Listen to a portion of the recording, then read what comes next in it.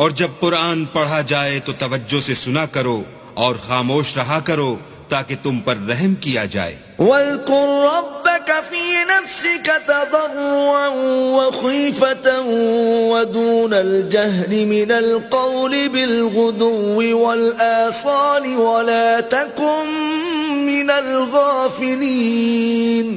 اور اپنے پروردگار کو دل ہی دل میں عاجزی اور خوف سے اور پست آواز سے صبح و شام یاد کرتے رہو، اور دیکھنا غافل نہ ہونا۔ ان الذين عند ربك لا يستكبرون عن عبادته ويسبحونه وله يسجدون۔ جو لوگ تمہارے پروردگار کے پاس ہیں وہ اس کی عبادت سے گردن کشی نہیں کرتے اور اس پاک ذات کو یاد کرتے اور اس کے آگے سجدے کرتے رہتے ہیں۔